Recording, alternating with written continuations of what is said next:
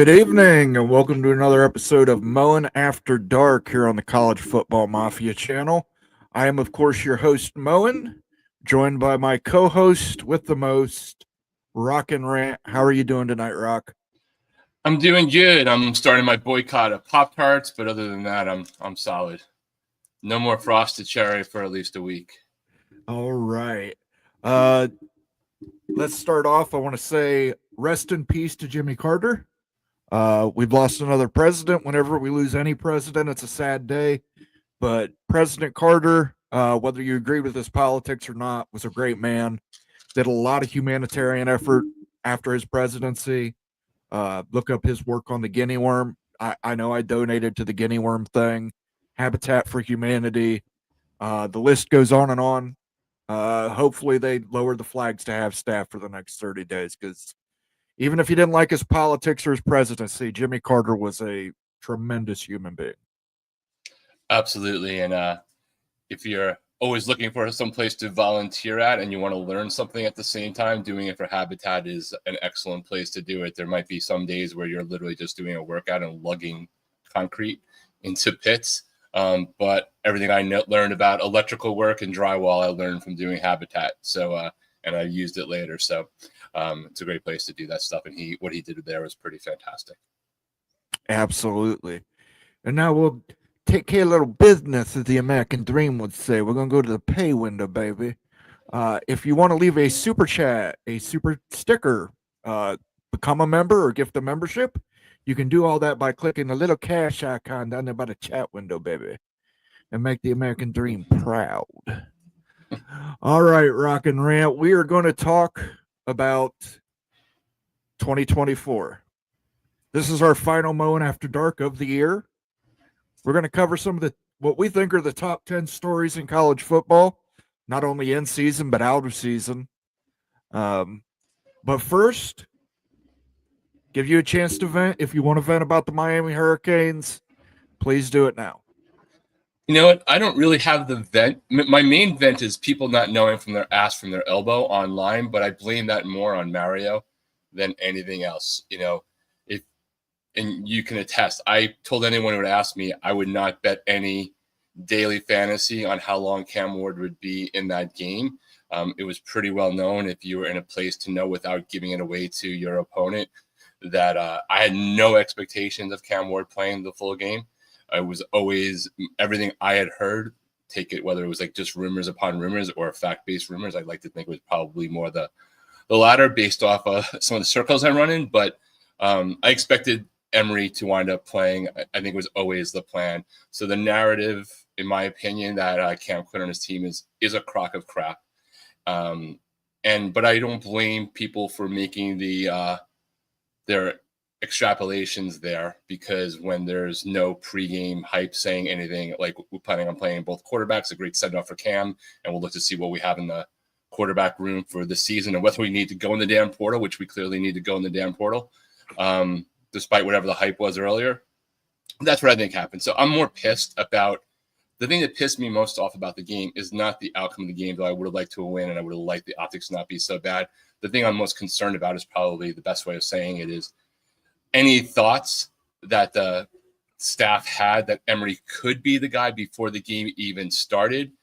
I don't know how those happen on the practice field in the last year, seeing what we saw in the second half of that game, because the first two series I was all right, nerves, what have you, but eventually became very clear that the staff didn't have confidence in him with the play calling, let alone the execution. So it is what it is. It was a fun game. Cam is amazing. I'm pretty sure he did good for himself overall. Anyone who thinks he's going to drop in the draft because of that is literally insane. And I know they're insane people in staffs because people just like to make up stuff if they want, reporters, national media, whatever. But it sucks. Shout out to Stormy Cyclone and the Iowa State guys who walked away with a win. It was a good game. At least it wasn't a blowout, but it sucked. And I'm done. On to other rants for the rest of the year. And congratulations to Matt Campbell and the Iowa State Cyclones, their first 11-win season. First 11-win season for the Cyclones. We will give them a little clap there. Since we're on the topic of Iowa State and Miami, Ryan Willie, the evil bachelor with the super chat. Hi, college football mafia. Rock, does Miami know how to coach defense? Apparently, they don't play defense in the ACC or Big 12. Like I said in the chat earlier, you can find Miami's defense on a missing out on the side of a milk carton. It's been that way all year. And, for trolls who want to come in, first tell me what school you went to, because I'm pretty sure that 97% of you haven't won anywhere near the national championships that Miami's had in our history. And I have never claimed a national championship, nor am I crying about not making the playoff, other than when Alabama crap was going on. I've literally said a dozen different times that Miami didn't deserve it. I'm not crying for any teams that are 10 to 16 in the rankings. So Fort Smella and whoever you are, feel free to hit me on DM on Twitter and we can hash it out more. Yeah, look, you didn't make the playoffs. Miami had, compared to the previous seasons that Miami's had, this was an excellent year for them, at least offensively. They got problems on the defense. And I will say this, Rock told me not to bet on them. And, of course, I immediately placed a bet on Miami in a six-way same-game parlay, and I lost it at the end. And then I bet them in a three-way parlay with the BYU-Colorado game and Rutgers or the Nebraska game. And but listen, I picked Colorado, so I was losing that bet anyway. But yeah, I understand the situation. I think I would prefer it if players would just sit out the entire game than playing a half. But I understand he wanted to get the record. The record. Yeah, I actually thought he would be in less. It. I personally thought he would be in the game less than he did. I didn't expect it to be the full half. And I don't know. Like, there's always crazy people and extremes of every fan base, but I have green and orange filtered glasses, but I think I shoot it as straight as you can as a fan for the most part. I'm not really familiar, maybe other people in the chat, with a ton of Miami fans out there claiming a national championship. I don't even know. Like, I'm not drunk enough and I've never been delusional enough to actually call myself Fart Smella, but whatever. Listen, I'm going to say this right now. I hold no ill will to Cam Ward. That man is going to the NFL. He's going to be a top 5 pick. He's going to be making millions of dollars. I'm out $10. So, I'm not going to question it. I'm not going to criticize him. I just think, and you saw it in the BYU Colorado game too, I just prefer you just sit out the whole game. Yeah, I get it. I mean, I don't know that there's a right or wrong answer for any of this. I just don't think people should get grief for playing some of the game. I didn't hear a lot from neighbors last year who did the same thing before going in the top 10 of the draft this year. But whatever, it's fine. I don't really care. Trolls are trolls. Fans are allowed to have their own fan base, their own opinions. So, by the way, the safe bet yesterday would have been the over. I don't know if you caught it at halftime. They changed the over to 106 points. Yeah, I think I saw maybe it was Brett McMurphy or somebody else said that the take the over on infinity. Yeah, and it was getting closer, but it was a good game. Congratulations to Iowa State. Yeah, great win. Yep. Let me say hello to some people here. Nathan Campbell's in the chat saying hello, guys. Good to see you. Speaking of the Iowa State Cyclones, Stormy Cyclone, hello, guys. Back in Savannah till tomorrow. Had a great time in Florida. The Pop-Tart mascots made the game fun as well. I can't disagree with that. That is definitely a fun game, a fun bowl game. I mean, it's not, you're not winning a national championship from it. It's not one of the big ones, but can you name any other bowls? I can name Pop-Tarts Bowl. That's the only sponsor I can actually remember of a bowl. I saw a stat that they sold last year in 2023. One, they take advantage of the marketing. Two, they made it fun, right? That gets eyeballs to all the players, the teams, the fan bases, the game itself. But I saw last year that they sold 21 million more Pop-Tarts in the 8 weeks following the bowl game than they did in the weeks prior last year. So it'll be interesting to see what they did this year, because if anything, they ramped it up with the 3 mascots and the toaster and the resuscitation of the one from last year. And, this was, a big game relatively in terms of people, like to have their mocking. It's a $6.4 million payout. So it's outside of the Big Six. It's one of the bigger payout games. It pays more than the Gator Bowl, actually, which is in a couple more days and in the same general vicinity and been around for a long time. So from a money perspective, Iowa State's walking home with a decent check, as is Miami. and the hype around the game itself. But there were a bunch of really good games heading into there. Like there was like 4 or 5 overtime games in some of those smaller games. The Colorado BYU game was disappointing unless you were rooting against Colorado or a BYU fan. But there's been more fun games than not. Yeah. I mean, but unfortunately, we do have to bring it up. The ACC has not done well in bowl season. They are 1-9 in bowl season now. It's hard. It's horrible. Yeah. At least I'm not going to take any victory laps over having a close game. Miami's favorite didn't win ACC, but I would never be here chanting for the ACC anyway because I think that's hella weird.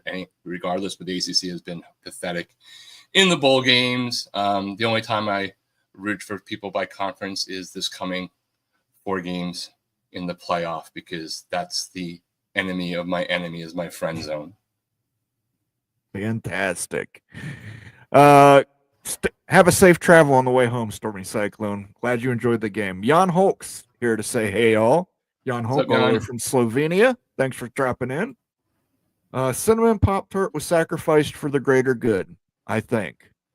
He made it. Iowa State made his dream come true. Yeah, I have to say, I learned a lot yesterday about Pop-Tart flavors. I had no idea they had a hot fudge sundae flavor. Because nothing says breakfast like a hot fudge sundae. I like the basic frosted cherry, but I will say I've had apple turnover one. It's pretty damn good too. I usually stick with the cinnamon brown sugar. Bob Swanger says, hi, everyone. Good to see you, Bob. Big game coming up. Yes, it is. Jose, and he was from Georgia. Jose, USC got a big win this week. Yeah, but they're going to be going on probation for being 2-0 against the SEC narrative. That's true. That is very true. USC, which finished, I believe, 9th in the Big Ten, has 2 wins over SEC teams this year. Though it is still possible that Texas A&M can win if the College Football Playoff Committee will do the right thing. Friends call me Sean. Forget politics. Jimmy Carter's character was never in question. Yes, terrific human being. Devil Frog, terrible president, excellent humanitarian. Absolutely. Clint Moses is here, says, howdy, y'all. Good to see you, Clint. We're going to talk a little bit about the Pac-12 later. FF18 Buffs, bless you, Moen, on your kind words about President Carter. Have a good show. Congrats to BYU. Belt to ass taken, Juju time. Yeah, but they pulled somebody from the portal as well. So I think they're going to have Juju sit on the bench one season, which isn't a bad thing. I hate seeing true freshman quarterbacks just thrown out there to the wolves. Yeah, for sure. Glenn Hanna, a Ducks fan, says, greetings. Good to see you, Glenn. Jose, so I got the EA CFB 25 game and can't watch Sim Dynasty season games. Yeah, I don't know. I don't know how to do that. I'll be honest with you. I haven't played college football 25 in a while. So don't know how to help you there. Earl Carzer, he says, sup, Moen. Hey, Rock. What's up, Earl? He's got a big one. Cougars dominated last night. Absolutely. Even their offense looked good. As much as Nate complains about A-Rod, that offense was doing good. Devil Frog, TCU is 12-3, 800 winning average in their last 15 bowl games, beat and best in FBS of any team with 10 bowl game appearances or more. Okay, but you definitely got to step up. You guys have fallen off since that national championship appearance. It's okay, Devil Frog. Like you guys are killing it. I don't even know what a bowl win is that I can remember, so it's all relative. Jose says, was hoping to be able to drink and watch season simulated games. If you're like me, you just drink during the regular games, or the regular games will drive you to drink. Earl Carr signaling that Prime is a class act. I did enjoy seeing his pregame interview. He got a little choked up walking out there with his sons and Travis, and that was kind of, I mean, he started crying. He tried to break away from it, but it was good to see. Mark Graw's in the house. The right teams made it in the playoffs based on performance at the time. People need to stop complaining about who gets in. Do better next season. Completely agree, Argraw. Someone might want to tell the ESPN announcers on the bowl games that are going on as recently as last night. Yes, we'll talk about it. It's in our top 10 review, I promise. Shonsky's in the house. Good to see you, Shonsky. Another BYU Cougar coming off a big win. Hi, guys. Hopefully you're having a great day. I'm doing well. Thank you for asking, Shonsky. I hope you have one as well. Yes, I've already come to terms with my football team in the NFL also sucking and being so close to actually getting a quarterback, but not going to be able to. By the way, have a quarterback. By the way, while Miami was losing me money, Cincinnati was making me money yesterday. Thank you for going for the touchdown in overtime and not relying on your backup kicker again. Yes, and thank you for the rest of my fantasy league for not picking Joe Burrow this year. Stormy Cyclone says there's so much robbery going on in Oklahoma right now. The Sooner coach is declaring martial law. You can't blame them.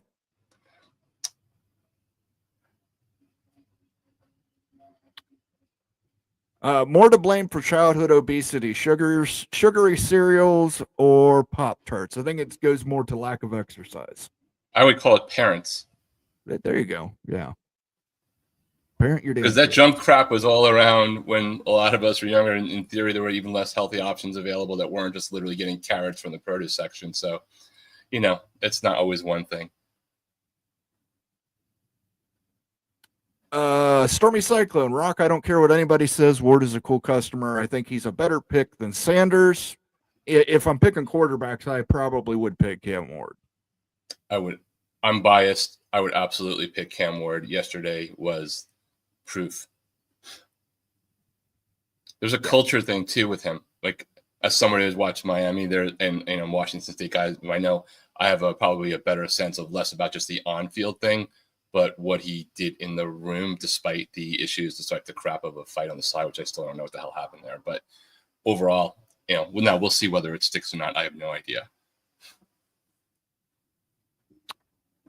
Haas Outdoors and Wildlife says BSU fan here, first time watching. Thanks for watching, Haas. Go ahead and if you like what you see, feel free to subscribe, give us a like. Those are both free things, and they help us out in the algorithm. I mean, BSU is almost America's team this week. Almost. Like, unfortunately, the draw wasn't quite the right one. If it had been an SEC game, like, we'd all be BSU fans. Absolutely. Yeah, we've got caught up on hellos. Let's go ahead and dive right into this, Rock. 2024 is over. It's ending. Here's what we came up with, the top 10 of 2024. We agreed on a lot of these. Well, these are in no particular order, by the way. I don't want anybody to think I'm just dunking on people. Start out with Turf Wars. The Pac-12 raided the Mountain West. And in response, the Mountain West used future poaching fee money to save themselves. The Pac-12 also tried to lure Memphis, Tulane, USF, and UTSA away from the American conferences, and they declined. And in that period where they were waiting on their reply, the Mountain West solidified itself. It added schools, made Hawaii a full member. UTEP joined the conference. What'd you think about this, Rock? Yeah, I mean, to me, it's almost like the Pac-12 was the girlfriend and the girlfriend-boyfriend other girl meme, right? They thought that they had the guy, and then he's looking around, and maybe the guy is UNLV. I don't know, because as the pivot team, that didn't go. But Pac-12, will probably be fine. There's some great schools that went over there, but somewhere along the line, they botched this, right? They didn't do it the way that they could have. It doesn't mean they won't be good in the end, and everybody won't have like two great new families. But I wonder what would have happened if the Mountain West conference chairperson had been in charge of the Pac-2 instead. Like, what would be the outcome? Ultimately, I kind of have a feeling, just watching how she moved, that things would be a lot better for the Pac-12 had somebody else been in charge. I don't think the person's done a bad job compared to their predecessors, but that's all relative.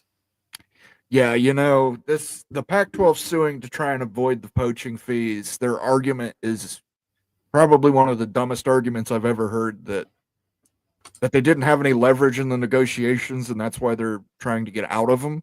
That they agreed to something because they didn't have any leverage. I mean, that's probably one of the worst legal arguments I've ever heard. The Pac-12, they really you, you got to give it to the Pac-12 for continuing traditions. They really messed this up, Rock.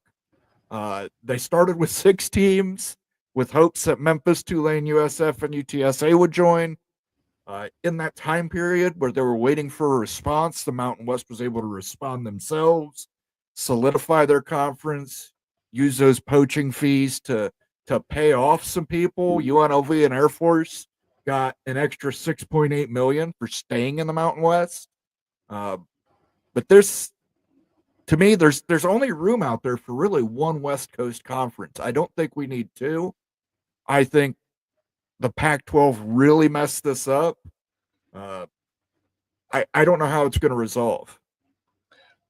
My gut is that in a few years it'll be like, the PGA Tour and the other, the Saudi Golf Tour. They'll just have to come back together anyway, even if people hated each other on the other side. Because I think it is going to be Highlander. I think there can only be one, and ultimately they might have to be the sum of the parts.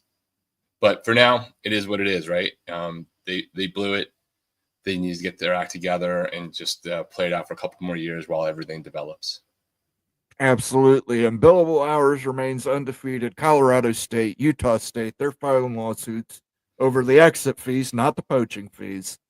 The exit fees are $17 million per school. The total poaching fees ended up being $55 million. So the Mountain West is owed quite a bit of money. We'll see if the lawsuits win, but as we all know, billable hours remain undefeated. Some comments in here. Devil Frog says Pac and Mountain West should just get it over with and merge. I think that's going to be hard right now. A lot of hurt feelings. Yeah, nothing soon. Sam Kim, Pac-12 is trying to get back up on their feet. It's a joke. ACC and Big 12 need to get together. That last part, I get that concept, but I don't think that really solves the problem because there's still too much of a gap between some schools. You're not going to combine what would be that 35 or 33 teams. If you do that, it's not going to, the bigger brands are still going to be pissed at the per revenue. It's not going to add to the pie. So I think you still have a problem there. The middle swath, a 24 teams worth could probably do it, but I think if it goes too high, it's a challenge. I don't think it placates Florida State in the long run. I don't think it placates Clemson in the long run in that scenario. Unless you go to an unequal revenue share. That's the only way it works. And you basically have to give your top 4 to 6 programs all the money. Right. And in the top 4 to 6 programs are not worried about getting $15 million more. They're worried about the gap between them and Northwestern and Vanderbilt. Right. Not off, on the media side, at least they're worried about that. They're worried about what the conference brings in aside from the ticket sales gap. Sam Kim says, might sound crazy, but Pac-6, Big 12, and the ACC should consolidate regionally and have a tight agreement. Yeah, that's 16 plus 17 plus 6. That's a little bit of an unwieldy conference. I don't know that would work. I think you'd still have to cut some people off there. You'd have to drop some quote unquote dead weight. Illini Ted says, for what it's worth, Sacramento State has been recruiting very well this year. Does that signal a step up in competition? We talked about this on a show earlier. They did raise $50-some million for the athletic program. So what do you think, Rock? I mean, I haven't seen their recruiting rankings, so I'll defer to Illini Ted. It's just wild. I've been to, I don't live in Sacramento, but I used to go to Sacramento all the time for work. I just wasn't even conscious of Sacramento State having a football program at a lower level in a state, in a sport that I'm obsessed with. So I think it's kind of interesting. They're almost the SMU of that level, right? Trying to buy their way in.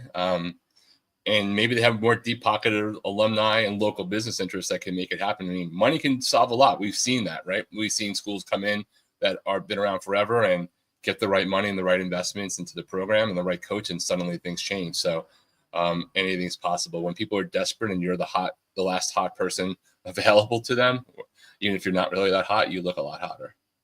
Yeah. I mean, the Pac still needs to add that 8th school. They got Gonzaga 5 months. Yeah, 6 they got months. Gonzaga as a basketball only member, but they need another football member in order to qualify as a conference. So they have to do it by it's either June 1st or June 30th, or else they're in trouble in terms of like exiting and stuff like that for the following year to be eligible. Right, they wouldn't be available to be in the bowl games or anything like that. Which, again, you made a great point, Rock. Who else is available out there for the Pac right now? Somebody in Texas that they can bribe their way in. If I were them, I would have done Hawaii before the Mountain West did it. I said that a long time ago, and people are like, oh, the Hawaii problem. Like, doesn't matter. Like, you need a body, and at least it's a brand, and it adds a time zone for you. For the crazies who watch football all night, and it's a great road trip for people. And they didn't do it, and the Mountain West did it, and good for them. Absolutely. Moving on. Go to number 9 here. These are not in order of importance, guys, just order of how I threw them together. ESPN Southern Sway. SEC bias. We've heard throughout college football playoff season the SEC bias. And I love this tweet. I had to share it here. Founders Athletics. Kirk Herbstreit has committed to the SEC University. After a great conversation with Greg Sankey and Paul Feinbaum, I will be committing to the SEC. I don't care about wins, only quality losses. Hashtag AGTG, hashtag committed. And the best thing about, and I know we talked a lot about this last week and probably even the previous week, so I won't like beat this one to death, but in recency side, one of the things that surfaced this week was a tweet or two from 2017 when he was talking about losses, and now he doesn't want to talk about losses. So receipts are bad on the internet. They are forever. The Wayback Machine digs up almost anything, even if you delete it. He didn't delete it because he didn't know he had to. I'm definitely, you will never, ever hear this again. I am rooting for Notre Dame.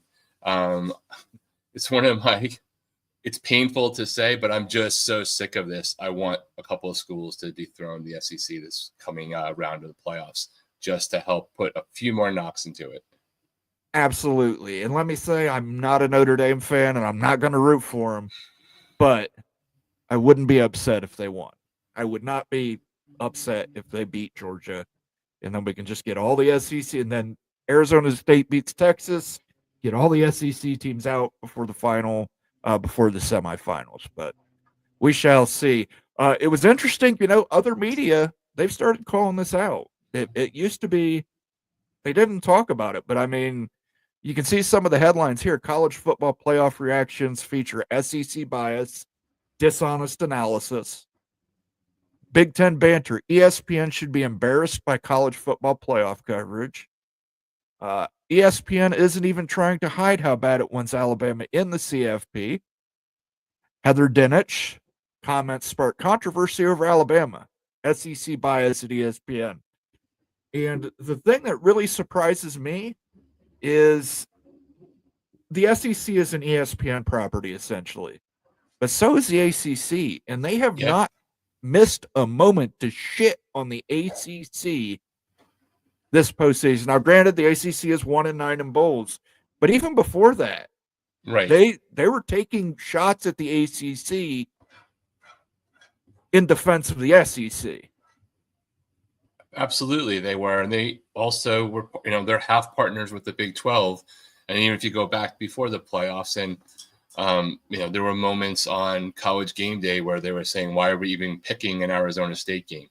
So, it's been a little bit overt. I think that everyone just got sick of it. Like, even if you think that the SEC is great, even if you disagree with the College Football Committee, the consent at a certain point, like you've gone too far and your credibility is at stake. They've, jumped the shark, whatever you want to do, jump the moonshine, whatever. Like they did that. And I'm glad that people have picked up on it. And again, as I know that we've talked about before, I can agree that the SEC is the best conference. And I think they had most of them have a harder schedule in conference, but not all of them did.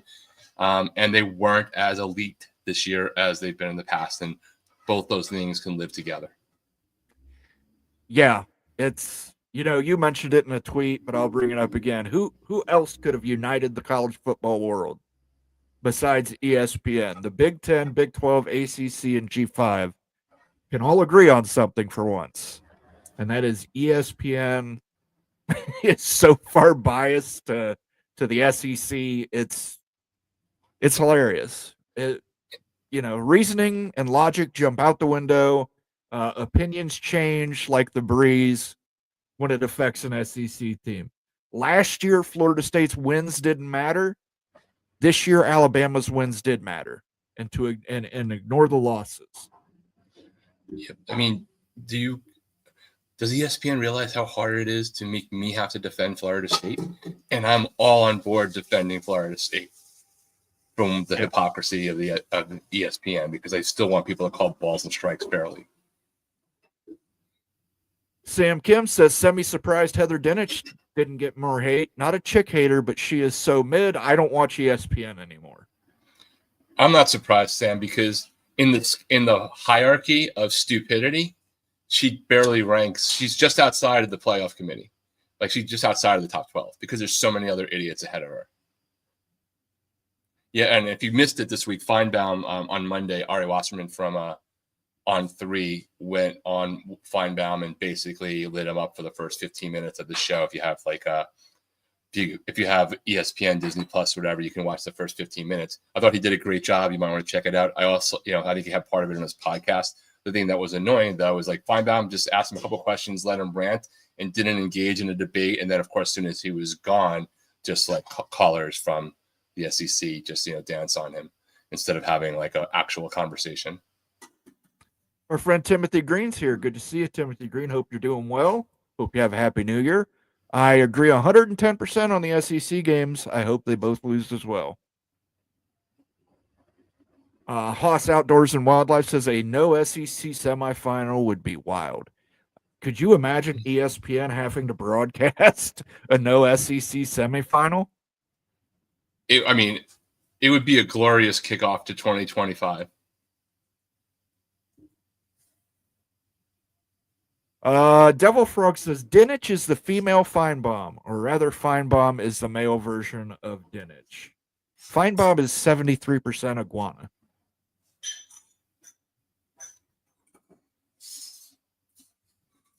Got a super chat here from our friend Carrie Go Knowles. Good to see you, Carrie. There's a slide about Florida State coming up. I'm sorry. Hey, guys. Hope you all had a great Christmas.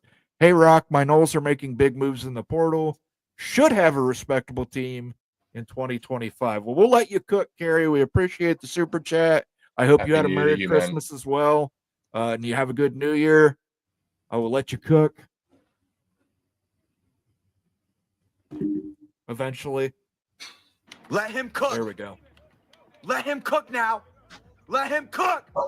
I said let him cook. Thank you so much for the super chat, Carrie. I do hope you're doing well, sir.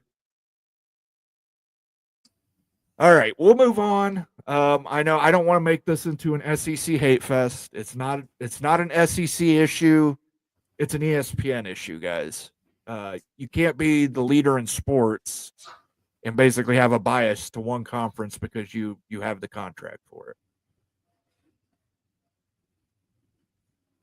And it's also, if you're an ACC fan or a Big 12 fan, it's just, especially the ACC, it's really disrespectful the way they've treated the ACC this year.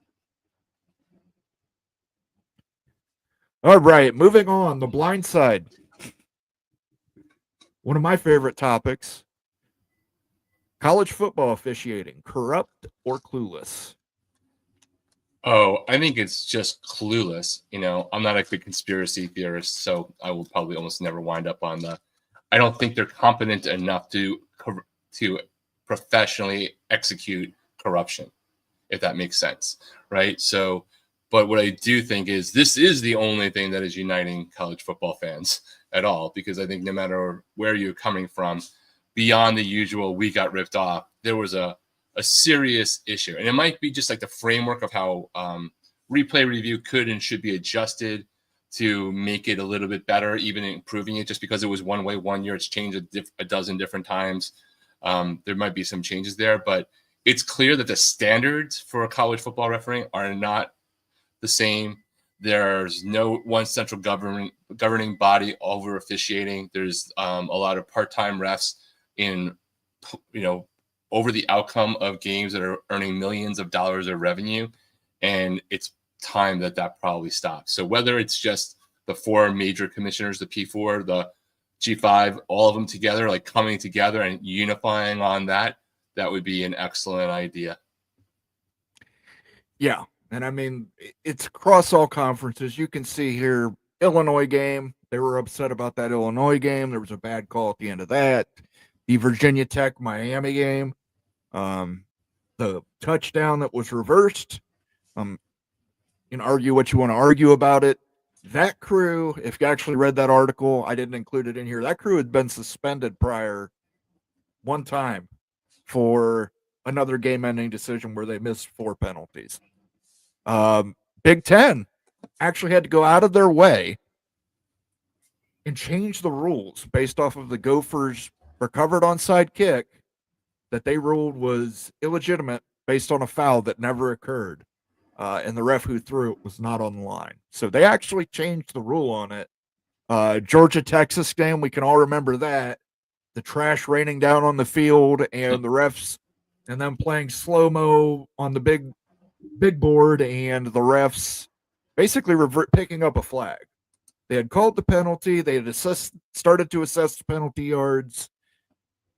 People started throwing trash on the field. They picked up the flag, basically. So basically, if you get a bad call, just throw shit on the field, I guess. Texas was fined $250,000 for that because that's a lot of money for Texas. And they promised they were going to get rid of the people who threw stuff. But I have not heard one case of anybody being banned yet. Well, I think it's not fair. I mean, it was at least 5 minutes worth of beer sales in the south end of a Texas game that they got fined. Also, the referees missed a clear targeting on Georgia in the fourth quarter of Georgia Tech game. Yeah, the bad officiating has just carried over into bowl season, too. It has been ridiculous, the amount of terrible calls we've seen. I think you're right. I think we need to go to a central governing body, and I think coaches need to have some kind of challenge flag to challenge a penalty. Yeah, I agree. I think that opening up a few more calls to actual challenges on them and without it getting out of control, like you don't have to go from one end of the spectrum to the other, right? Like there's a happy medium. If you get it right, you're good. If not, you're screwed. Use it wisely and, give them a challenge call. You review targeting. There could be a few other game-changing calls that could be reviewed, and that includes penalties. Yeah, but I mean, in that Georgia Tech game, there was no penalty called. What was a clear target on Haynes, the quarterback. I think you should be able to throw a flag on that as well. I think the problem is, I think the refs, they don't want to make the refs have any scrutiny, which is just wrong. Sam Kim says it's not an SEC issue, Mo, and it's an ESPN issue. Some of my favorite places and people on an SEC country. I don't disagree with you, Sam. It is an ESPN problem. I think I said as much. Not an issue with the SEC. That is ESPN's bias. That's, but again, they paid close to $1 billion, I think, for it. So I'm not shocked. Dogs and Dubs. Officiating in the Big Ten is far more corrupt than basketball. Virtually impossible to win a road league game. Yeah, I think the officials just need to get out of the conference. Like the Georgia Tech game, those were SEC officials. I don't think it should ever, when it's cross conference, I don't think the officials from one conference should be in there. There have been questions over the years, not so much now with the 12-team playoff, but with the 14 playoff. referees from a conference favoring a team to prevent them from getting knocked out of contention. There needs to be some accountability. We need to find some solution. Hopefully we can do that this offseason. Hopefully every conference can get together and say the refs are absolute trash, and we can get it figured out because it's ruining the sport. There are games that are just being won or lost based on referees. That's not right. There was a period, Moen, of I want to say 14 games in a row over 2 seasons where like a face mask or a holding hadn't been called on a Miami opponent. You know how impossible that is to happen statistically? And that's just because the refereeing is inconsistent. I didn't think it was like a personal, let's not call this penalty against Miami. It's like, how did that happen? There's never a game, even if you're the least penalized team in college football, where you can – where one school has literally 0 penalties and the other has 14. Like, no matter how bad the difference is, nobody plays a perfect game. So, yeah, but at the end of the day, officials should not be deciding football games. It should be decided on the field with plays. I hate it. The only reason Michigan's bowl eligible, I think Minnesota gets that onside kick. Michigan wasn't stopping them from scoring, so that basically. One call or bad call from a ref can basically decide an entire football game. I hate it. Joaquin Morales says, hey, Moen, Rock and Rant, and CFM fam, smash that like button, folks. It's free. Go Devils. 3 pitchforks. I love it. Thank you, Joaquin Morales. Good luck to the Arizona Sun Devils against the Texas Longhorns in the playoffs on January 1st. Arizona State might actually be the most unanimous America's team this week outside of Austin. It's going to be a fun day. That is a great lineup. We'll talk about the 12 team a little later, but what a great lineup of games. I agree 110% with the challenge flags. Also very well said. Yeah, they got to do something. I think challenge flags are the best way. Steve Moser says, is it an SEC bias or just a cheesy team bias? They were very slanted toward Colorado last night, and Colorado isn't in the SEC, but they are a cheeseball team. Well, I don't think the SEC won any games yesterday. So obviously they couldn't toot their horn about any of those games yesterday. But during the 12-team playoff, if you watch the first round of the 12-team playoff, every single game. The only time they shut up is when Ohio State laid it to Tennessee. But the SMU game, they complained nonstop through it about SMU getting in, and they didn't deserve to be there. And Alabama, it was This is your reminder that the last 20 years of the SEC championship game, the average margin of victory by most likely the top 2 teams, if not 2 of the top 3 or 4 teams in the conference, was 17 points. Our draw says, does anyone remember SEC refs making Penn State punt and 3rd down against Auburn? I do. I do not, but the fact that I'm not surprised to read that and skeptical about it is all you need to know. Antoine Code says, Sark is 1-4 versus ASU. Sark always has better talent. What's going to change this time? Kenny Dillingham proves a point. Go Devils. Look, I'll be rooting for him. There are bad calls by referees in every game, and that's all we want to talk about. What about the good calls that are made and contribute to the winning side of the occasion? Again, if you have a challenge flag, I think it corrects that situation. There has to be a mechanism for them to review the play, Shonsky. Nobody gets credit for doing their jobs, dude. People always get blamed for when they don't. I mean, it's just human nature. Brett Taylor says, Herb Street said that Ohio State blasting Tennessee proved that Indiana didn't deserve to be in the playoffs. Yes, of course. It's the reverse transitive property of college football. Indiana was a closer game to Ohio State, so that means that the team that got blown out more means Indiana didn't deserve stuff because the theorem, I have a new dog. Yeah. If you want to know Kirk Herbstreit's opinion, just wait for the wind to blow. It'll change. All right, moving on. Next slide. We talked about the shitty referees. 12 times the fun. 12-team playoff started this year. 12-team CFB playoff start lacked drama, but the future of the CFP is bright. I couldn't agree more. I love the 12-team college football playoff. I was opposed to it. I thought 8 teams was plenty. I like it. I'm happy with it. What did you think, Rock?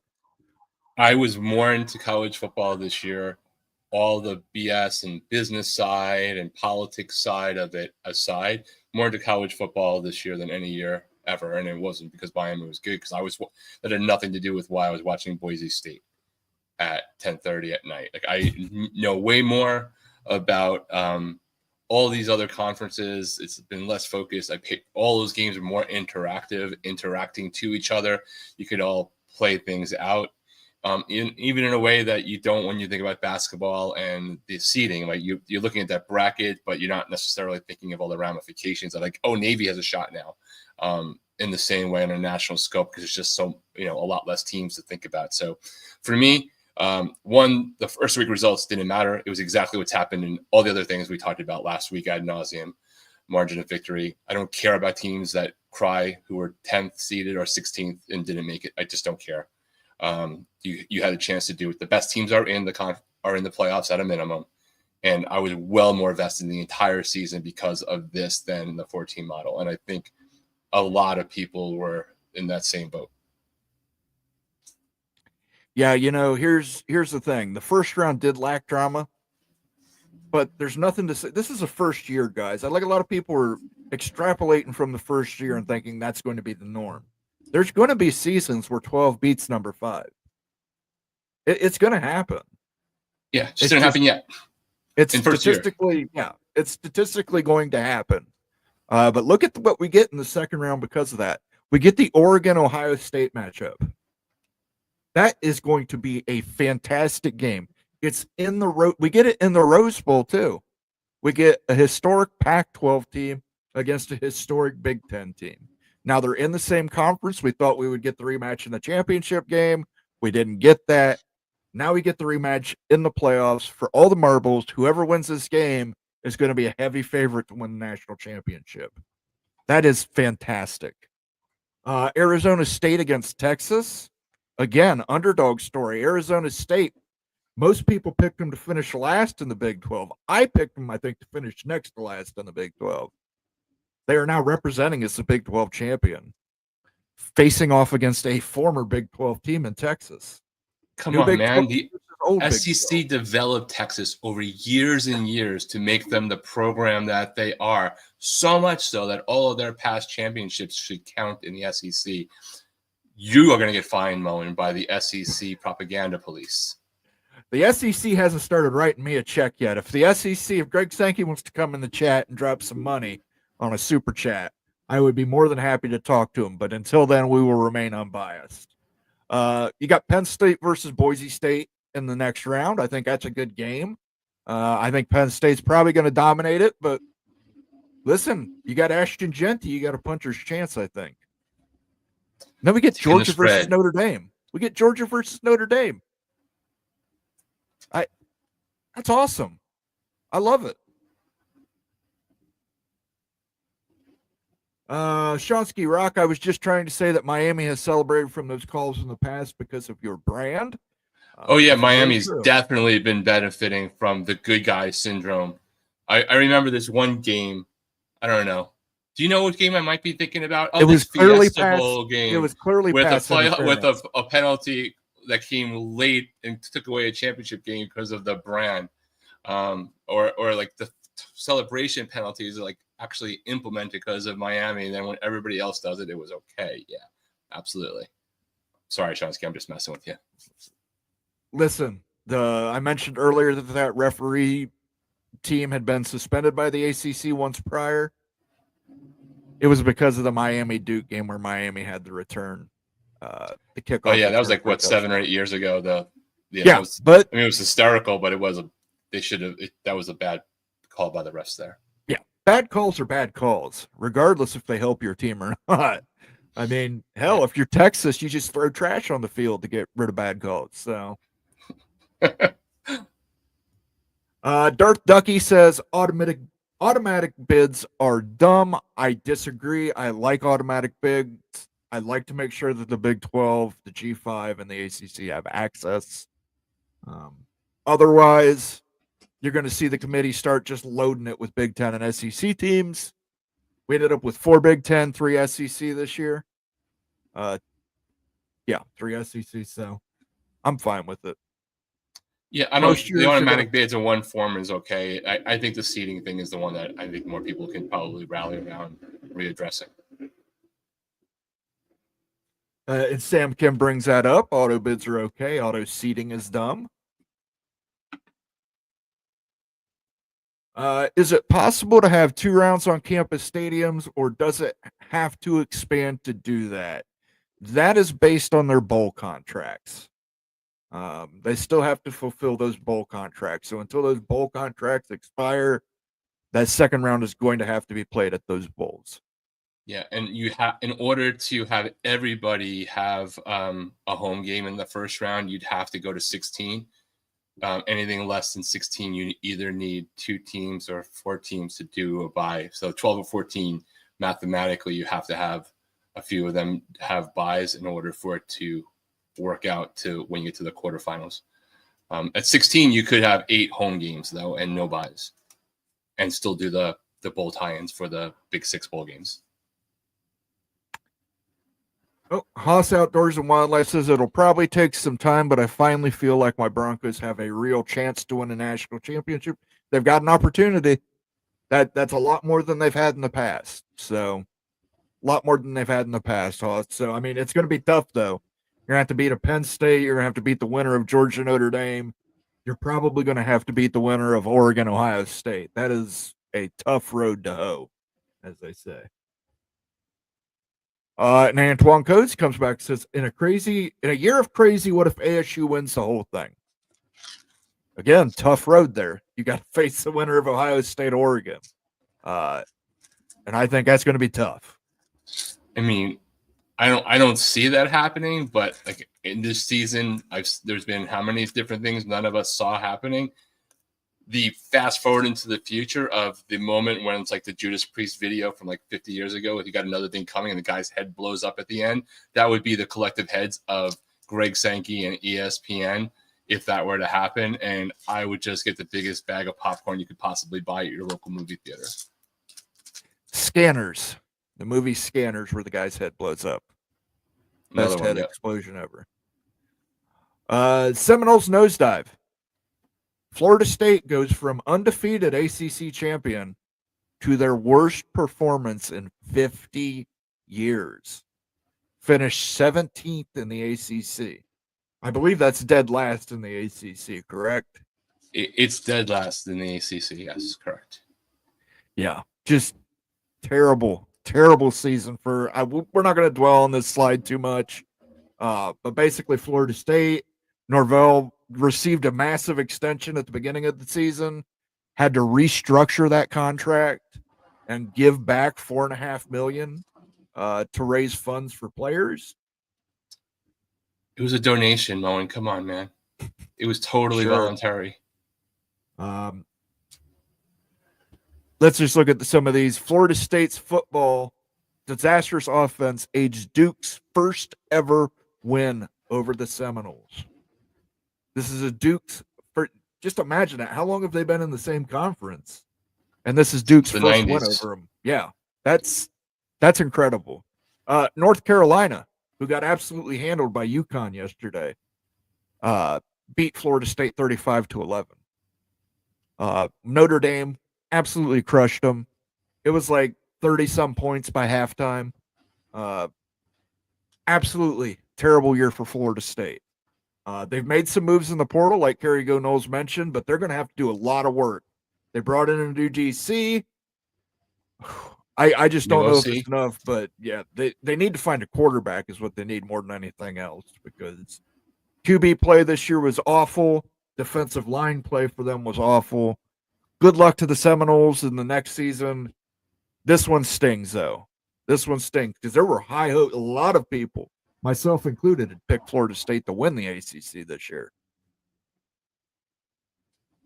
It was a rough one. I won't beat the dead horse. They also lost to in-state rival Miami. I'm just going to say it. And probably the game of the season when we get a rematch for the Ducks topped the Bucks in Oregon, 31-32. Interesting part of this was this game, the ending of this game caused them to actually make a rule change. The NCAA closed loophole behind penalty that allowed Oregon to burn clock on Ohio State's final drive. That being said, if you didn't catch this game, go on YouTube and catch a replay. There's places you can see it on YouTube, full game. Excellent game. Excellent game. Just this is probably the best game. And I know I'm an Ohio State fan. I'm not trying to homer out here. This was probably the best football game of the college football season. From that wild onside kick. Remember the onside kick that hit the Ohio State player? They had no idea it was coming and they recovered it. Just fantastic game. And we get a rematch of it in the Rose Bowl. We can only hope that game lives up to this game. Yeah, I mean, look, I thought we were on path to do a best of three. Ohio State had the Michigan fumble, but I thought that was going to be the game. I'm bummed that it wasn't because I think then we'd be more on track to have a possible Ohio State-Oregon final, which I think was actually my prediction. But I'm still riding with Oregon because that was my preseason pick, but I'm just going with it because it was my preseason pick. It's going to be a great game, I think. Yeah, should be a fantastic game. I really can't wait for that one, even just as a college football fan. I think that's going to be a great game. I think that might be the game of the playoffs right there. I said it earlier. I think the rematch is going to determine who the national champion is this year. Very likely. Brett Taylor says, I'm a Nole fan no matter how bad y'all say it was worse. No, it was bad. I agree with you. I feel for you. Darth Ducky says FSU creating all the offseason noise and then falling on their face week 1. Georgia Tech was good, though. Don't sleep on Georgia Tech. I said at the beginning of the year. Kerry Goldnose with another super chat. ESPN played Florida versus Tulane ball game on the ACC network this past weekend. Is that correct? I didn't watch the game, but I guess if it was on ACC network, that's probably why I didn't watch it. No, well, the original game, I don't think it was on. It was on the Deuce or something, the Gasparilla Bowl, if that's what you're talking about. Unless there was a basketball game that I'm not aware of, but maybe they're just filling time with rewatches on the game. That Florida Bowl game, the Gasparilla Bowl, was on Friday, so I don't remember it being on the ACC network. But I'm also not going to dispute that it wasn't either if Carrie saw it. Yeah, Kerry, that's speaking of being disrespectful. If they're carrying an SEC team winning a bowl game on the ACC network, that's the ultimate insult. Thank you for the super chat. Let me give you a little drunk Joe Namath. I couldn't care less about the team struggling. That's for all you Seminole fans out there. Do what Broadway Joe did and just grab you a stiff one. Zach, I'll have one here for you. We'll pour one out for all our Seminole homies.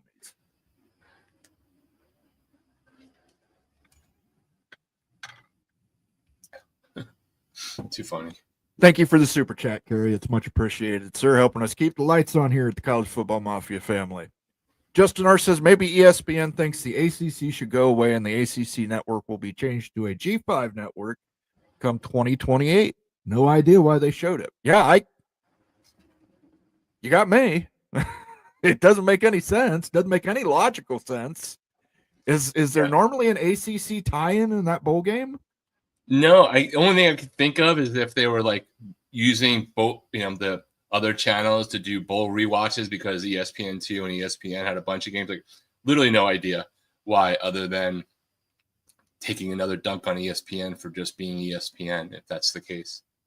Yeah, it doesn't make sense because you've got ESPN, you got ESPN2, you got ESPNU. Do they still have ESPN News as well? They do. Well, they've got plenty of networks to air games. I don't know why they would air an SEC game on the ACC network, but I'll look into it, Kerry. Thanks for letting me know. Yeah, for sure. FF18 Buffs. Moen must tell you that all Buff fans are with you in Ohio State because lots of angst with the Ducks going way back before and during Pac-12 play, and of course Dan Lanning and Prime. I appreciate it. I do appreciate it. I've got a lot of angst going back to Oregon too, and that that's a story for another day. I'm sure somebody will write that book eventually about how Oregon got in the Big Ten.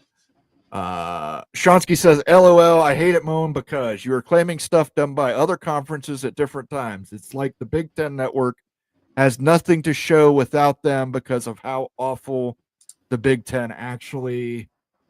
I'm not following you, Shonsky. You might have to clarify that a little bit. Do you know what he's talking about, Rock? I literally have no idea. Okay. Yeah. Happy to answer the question. I just don't know what you mean. Yeah, I clarify it for me, Shonsky, and maybe we missed a chat earlier that was sequential. Yeah, there's a lot in there, Shonsky. We're getting a lot of chats right now, Shonsky. I apologize. Brett Taylor, just more evidence ESPN isn't going to extend the ACC contract to 2036.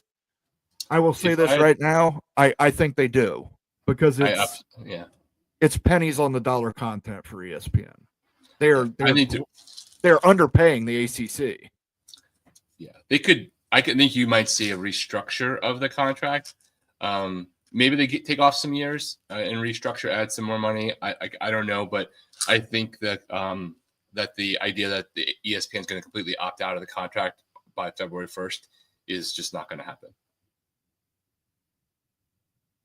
And speaking of games of the year candidate, we couldn't leave this one out. I got to do a little grave dancing on Notre Dame. Dog Day afternoon. Northern Illinois Huskies go into Notre Dame, go into South Bend, upset the number 5 Notre Dame Fighting Irish 16-14 on a last-second field goal. This game has huge playoff considerations. You realize, right, Moen? Absolutely. If Notre Dame goes on to win the college football playoff, that means that Northern Illinois is our national champion, because that's how it works for the SEC. Yeah, it just look. This is we've got it up here. It says, was the Northern Illinois loss the worst loss to Notre Dame football history? Irish fans were upset. They were calling for Marcus Freeman's head after this, and they extended him at the end of the year. Exactly. They made the playoffs. They extended him. So congratulations to Marcus Freeman on the extension. But this was a big deal. Week 3, huge upset. We had a lot of upsets this year, but I don't think there was a bigger upset than this, especially when you go to the end of the season and Northern Illinois was barely above 500. So Saban says so long. Nick Saban retired after 7 national championships, most in major college football history. We could go through his list of accolades. I'm not going to do that because I can just say one thing. He's the GOAT. There will never be a coach like him again in college football. It as much as it drove me nuts, it was an honor to watch him coach some of those teams. But, Nick Saban says goodbye. Interesting note on this. And I put this on here. Jimmy Sexton. A lot of people don't know who Jimmy Sexton is. Jimmy Sexton is an agent to most of the major college football coaches. His client, Nick Saban, retires, so he negotiated a deal with ESPN for Nick Saban. He uses the Alabama job as leverage to get raises for his other clients, Dan Lanning, who received a big extension from Oregon on that, Mike Norvell, who received a big extension. We talked about it. He's paying some of it back from Florida State. And Steve Sarkisian at Texas also received a massive extension from Texas. And then to top it all off, he places another client, Kalen DeBoer, at Alabama. Jimmy Sexton is probably one of the top agents in sports right now. He's a master of puppets. He is. He's like the Scott Boras of college football. right, in baseball side. And that doesn't even count while these guys on the right side here were in possible consideration, other schools downstream had to pay their coaches because they were rumored to possibly be replacing them. And it doesn't count okay, so Kalen DeBoer move resulted in Jed Fish going up to Washington. I think this whole thing added like $100 million to the economy of multiple states over the next 5 years. And the one thing I will say about Jimmy Sexton, he is no Drew Rosenhaus. He keeps his mouth shut. He's a silent G like lasagna. He makes his money, goes away until the coaching cycle starts again, and then we'll see all the little like locusts coming from the ground. Right. We'll see the stories leak. This one's interviewing for that job. That one's interviewing for that job. Timothy Green says, I just wanted to say that I love college football, and I'm glad that we still have it no matter what happens. Let's go Mountaineers. That DC coaches from the SEC. Yeah, you stole with the SEC coach. That's got to say something. Congratulations to the Mountaineers for that. Sam Kim, top financial teams in the ACC won't stand for it. They'll figure out an alternative. Yeah, I was having a discussion with somebody in the know this week, and I basically told him North Carolina didn't hire Bill Belichick to coach in the ACC. Yeah. All you got to do, really, one, you should check out Wild Utes, his beginning of his series on financial analysis based off of the CNBC article that came out a couple of weeks ago. But, just go over to that listing of schools and find the ACC schools. And just, if you want to figure out where they would really stand to equalize, just take any ACC school that has a chance of leaving for a Big Ten, add $50 million to their number, which is basically the gap on average between the ACC media deal and the Big Ten deal, and then see where they would rank. And you'll see 4 or 5 schools, but actually not North Carolina. North Carolina would jump ahead of a few more Big Ten schools, but Duke's actually higher on that brand rankings in terms of how they're valued, maybe not for football, but just it's an interesting exercise to do the what if. What would this brand be valued if they literally swap conferences and just got the media rights value added, let alone any other umbrella things that could come from that? Dogs and Dubs says, excellent slides for the show tonight. Thank you, Dogs and Dubs. Trying to do a little more production value here. We still got some more slides to go, so don't tune away. Shonsky comes back and says, Moen sounds like this year's because the Big Ten has more teams than anyone left in the CFP. Let the show begin. Good luck. I can't help it that the Big Ten had that many teams that won. I mean, you can make the argument, Shonsky, about uneven conference scheduling, but Indiana had to play Michigan and Washington, the 2 teams that played in the national championship last year. Now, that game was set 2 years ago. They're really nothing. Indiana won who they beat everybody who was put in front of them except Ohio State. So, I mean, yes, the Big Ten got 4 teams in. Next year, the Big Ten will probably get 3 in, and the SEC will get 4. There might be a year where the ACC gets 4 teams in. That's just bound to happen when we have these big conferences. The gap is $50 million. Holy shit. Yeah. Yeah. It's about media that revenue gap. Yeah. It's about that accelerates over the next couple of years. If you get to like the 2029 era, the Big Ten is estimated to be between like $100 and $115 million per school. And the ACC, I think, maybe hits 50. That could be tweaked with the deal, right? There could be some variance there.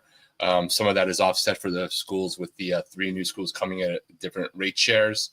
So that could be adjusted, but it's ballpark just for the exercise. It's about that.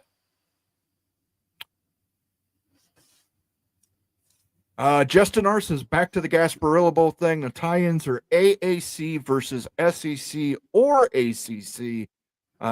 Maybe that's why it was on the ACC network. Maybe they just contractually obligated it, believing an ACC team would be there. That makes sense. They might have to fulfill, some commercial inventory. Like that could make sense. I don't know that is, but that's a great point if that's the case. I'll look into it after the show. I'll try and see if I can figure out what's going on. NIL. We thought that this was going to be the Wild West and the strong teams would get stronger. Found out it's actually the opposite. NIL has leveled the playing field. Everybody being able to openly pay players has resulted in more parity in college football this year. What are your thoughts, Rock?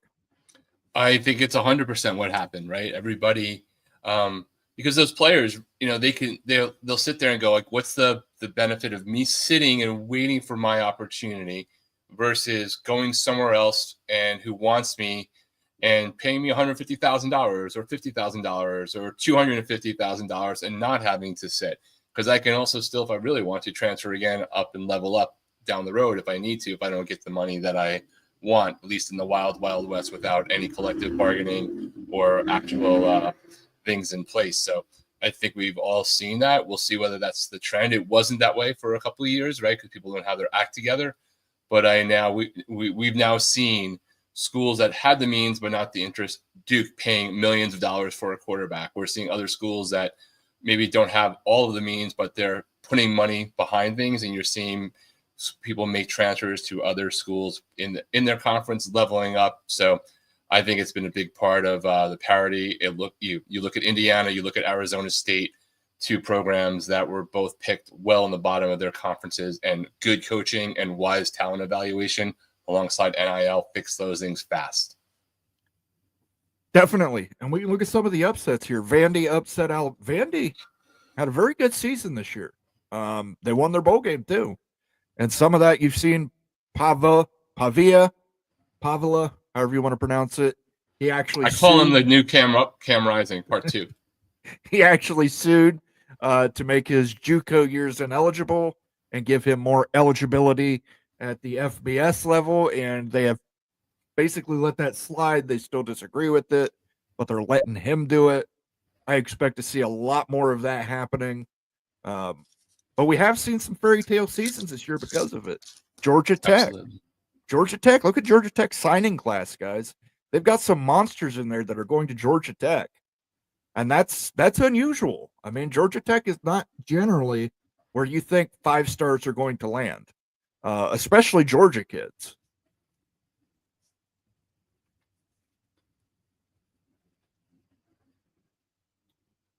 Fresh faces and conference races.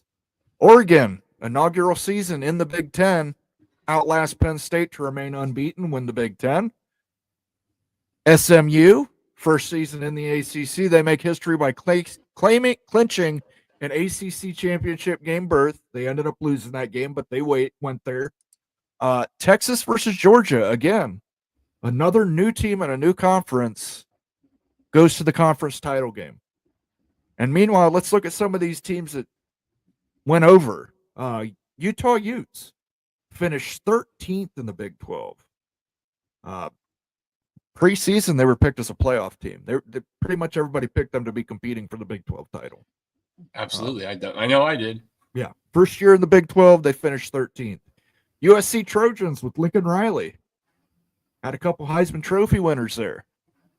Miller Moss does fantastic in the bowl game. Finished 9th in the Big Ten. Now they won their bowl game. Washington Huskies, who were in the national championship game last year, finished 11th in the Big Ten. Oklahoma Sooners, what we would consider a blue blood, 13th in the SEC. Now they did get that big win over Alabama, but again, we have to remember that win shouldn't really count. No, actually, it should make them preseason number 1 for next year. It's the way it works. I asked Greg Sankey. He told me. Brett Taylor, UNC hiring bill is just more evidence ESPN isn't going to extend contract. UNC will join FSU and Clemson and heading to the new improved Super League. I think UNC still has to figure out what it's going to do with North Carolina State. And but they're going to have to file a lawsuit against the ACC. They're not getting out for free. What do you think, Brock? Yeah, any Super League also involves Big Ten and SEC. So then you're talking about everybody wholesale not being in a deal. So, and all contracts either expiring or what have you. I think that they're going to keep the contract. I think the only thing that I'm looking for in the ESPN thing with the ACC is, do they bring it back a number of years to make it be more in line with the fact that the Big 10, Big 12, and SEC contracts are all expiring between 2029 and 2031. based off of everything, so that there's sort of like a give back. But I don't expect ESPN and the ACC to not be in business in 2027. And if a Super League comes up, it's impacting not just the ACC. It's going to impact what contracts exist for the Big Ten and the SEC too. Should that come to pass, I'm not even weighing in whether I think it's going to or not, because who the hell knows? We'll find out soon enough. Shonsky, if Notre Dame wins the college football playoff, will they never, ever, ever, ever join a conference? I think if USC stops scheduling Notre Dame, they will be forced to join the Big Ten. And I say that because we found out the Notre Dame contract with NBC is flexible. So if you get a bunch of games with not great ratings, NBC pays them less. So if the Big Ten said, we're freezing you out, you got to rely on just your ACC schedule and your independent schedule without USC on the board. I think that might bring them to it. I don't think whether they win the CFP has any bearing on whether or not they join the conference. Yeah, I agree. I think it has more of a bearing of how do in this year and next year teams interpret the impact of strength of schedule and conference games on possible playoff availability to your league, and those conversations with the next iteration. And if the SEC and if the SEC and the ACC go to more conference games, since they're one behind the Big Ten and Big 12 right now, and if any of those leagues, whether it's Big Ten and SEC, also schedule more scheduling agreements to take out inventory for possible games for Notre Dame, and they wind up having to have a schedule that honestly looks a lot more like this year's did for them, which was part just like cyclical with their scheduling agreement with the ACC, but it wasn't the strongest they've ever had. And SC goes, then that's what's going to make them have to deal with it if they start to see a money gap that they can't overcome. All right, that was our year-end review. Those were what we thought were the top 10 stories in college football this year. Back to some comments here. Big and SEC will expand to at least 24 teams. That's my story, and I'm sticking to it. It will include Florida State, Clemson, and North Carolina, among others. I think for the SEC, they probably want to stick at like 18 or 20. I know the Big, if the Big could land Notre Dame, and then maybe take a Stanford to keep Notre Dame happy, I think they would be happy sticking at 20. What do you think? I think ultimately it's just things are going to keep going. I don't know what it's going to be, the Big going to 24. I just don't think that brands that are in the top 30 of revenue, when some of these leagues have teams that are not, are going to miss opportunities to plus up and take those brands versus seeing them go somewhere else ultimately. So I don't think it's the indication completely, because it also is dependent upon the conference going to include what the presidents think and academics for some degree of them. But I think if you look at that CNBC thing as another thing of multiple things, it's pretty clear who the schools that are likely going to wind up somewhere else eventually, if not in 4 years, 3 years, 2 years, whatever.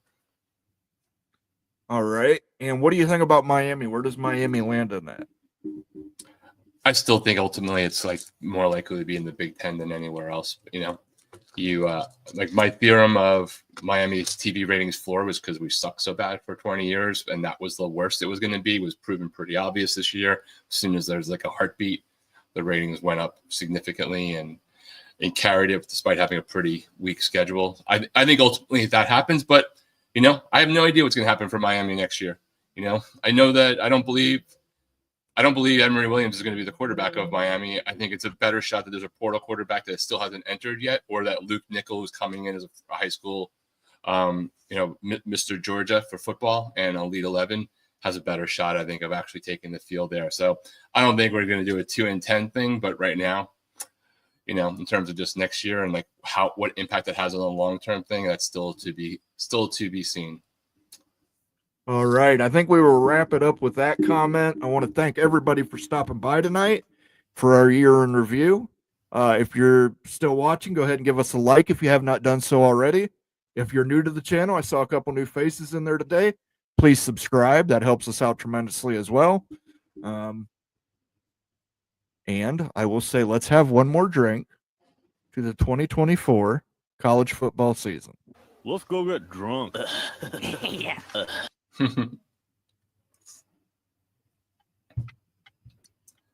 And And 4 we will great see- games on Tuesday and Wednesday. That's right. And if you think we missed a story, or you want to contradict us on a story, or you just want to leave an angry comment on how much you dislike myself or Rock, feel free to leave a comment in the comment section. Scheduling note, we will have a Big Ten Mafia show tomorrow at 8 p.m. Eastern. Join myself, Sergeant Pickles, and Becky Go Huskies as we cover the bowl games that happened in the Big Ten Conference this week and give a preview of the upcoming games for the Big Ten Conference. I want to thank Rock and Rant for joining me. Awesome job. I couldn't be happier. He's a great partner for this show on Sunday nights. I just think Thank you. It's perfect. It's like rum and Coke. I think Mo is more of the rum, and I'm sometimes the Coke, but not the Miami Coke that you guys are already going in your minds to. All right. Shonsky wants, I'll just let Shonsky put in here. He clarified his comment from earlier. I was saying the amount of teams left in the CFP, the Big Ten is never going to have a better chance.